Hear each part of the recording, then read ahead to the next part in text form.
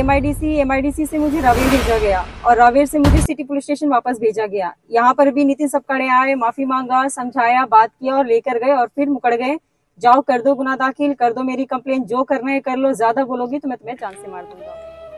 मैं वेस्ट बंगाल कोलकाता की रहने वाली हूँ और 3 महीने पहले ही मैं यहाँ पर अपना गुनाह दाखिल करने के लिए आई थी, क्योंकि 5 साल यहाँ के जो एक पुलिस कांस्टेबल नितिन सपकाड़े हैं, जिनकी पोस्टिंग अभी रावेर में है, उन्होंने मुझे 5 साल से रिलेशनशिप में रखा, झूठ बोल के, शादी का झांसा देके कि वो मुझसे शादी करेंगे।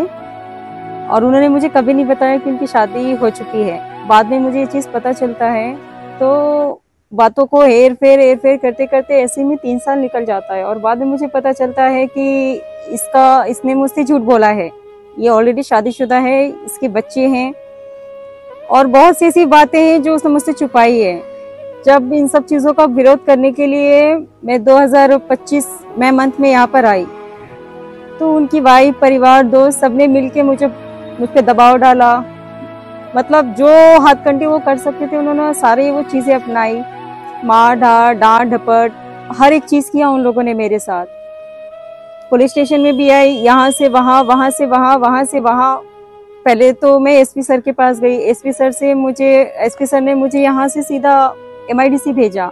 एमआईडीसी में मेरी इन्वेस्टिगेशन हुई, वहाँ से साफ पता चला कि मेरी एफआईआर इसी चीज़ पे थी कि उन्होंने मुझसे शादी की है। जब मैंने गुनाह दाखिल का नाम लिया तो इस गुनाह से बचने के लिए, कानून से बचने के लिए उसने मुझसे झूठे पहचान पत्र बोल के कि चलो हम शादी कर लेते हैं। उनकी फैमिली ने खड़े होके मुझसे ये सारे वादे किए कि हम तुम्हारी शादी करवाएंगे।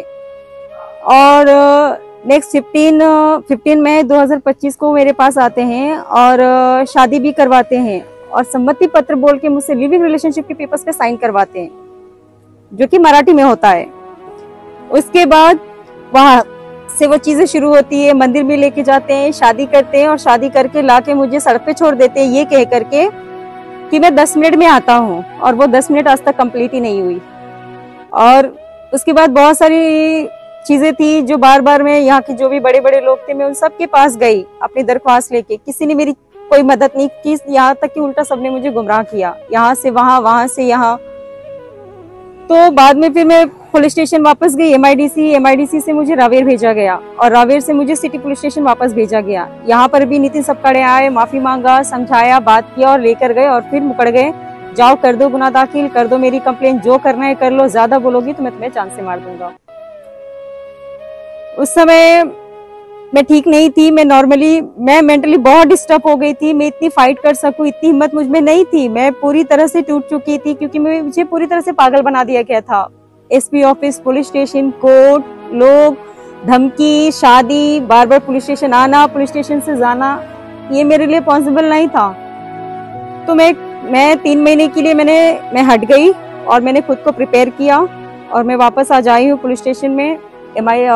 सिटी पुलिस स्टेशन में मैं आई और यहाँ पर आके मैंने अपने कंप्लेंट दर्ज कराया यहाँ पे नितिन सपकाड़े के खिलाफ। और इससे ज्यादा मुझे कुछ नहीं कहना सर, मैं और नहीं कह सकती सर।